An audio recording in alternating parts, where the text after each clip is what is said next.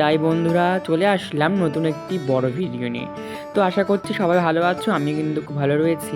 চলে এসেছি ব্যাসপুর শিব মন্দির। এটি অবস্থিত আমাদের কাশিম বাজারে, ঠিক স্টেশনের পাশেই।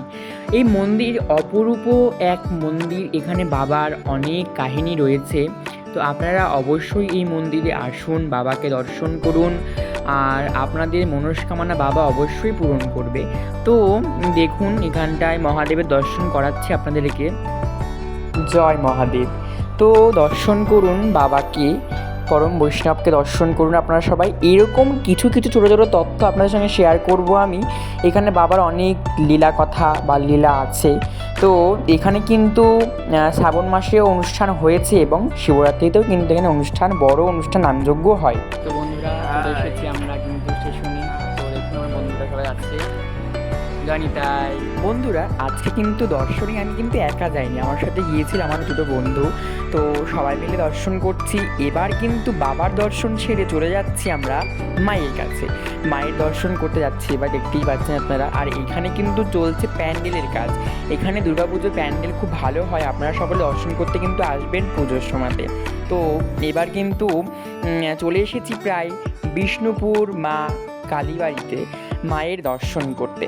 তো অনেক দিন পর মায়ের কাছে এসেছি। এখানে কিন্তু মায়ের কাছে আপনারা যা চাইবেন মা কিন্তু সবার আশা পূরণ করে। তো মন্দিরটা কত সুসজ্জিত, কত সুন্দর দেখতেই পাচ্ছেন আপনারা। এবার আপনাদের সঙ্গে দর্শন করাচ্ছি মা বিষ্ণুপুরের কালী মায়ের দর্শন। অনেক লীলাও কিন্তু এই মায়ের রয়েছে। একদিন আমি এই বিষয়ে তথ্য আপনাদেরকে অবশ্যই শেয়ার করব। তো দেখে নিন মায়ের অপরূপ দর্শন। মাকে দেখলে যেন মন প্রাণ জুড়িয়ে যায়। এই মায়ের কাছে আপনারা যা চাইবেন আপনারা সমস্ত কিছু কিন্তু মনস্কামনা পূর্ণ হবে। এবার দেখুন মহাদেবকে, এখানেও কিন্তু মহাদেবের মন্দির রয়েছে। তো মন্দিরটাকে আপনাদের আরেকবার ঘুরে দেখাচ্ছি, দেখলে যেন আপনাদের প্রাণ ভরে যাবে। অবশ্যই কিন্তু আপনারা একবার হলেও এই মন্দিরে আসবেন দর্শন করতে। আপনারাও দেখবেন এখানে কিন্তু এই মন্দিরে পৌষ মাসে কিন্তু 1 মাস ধরে ব্যাপী মেলা চলে।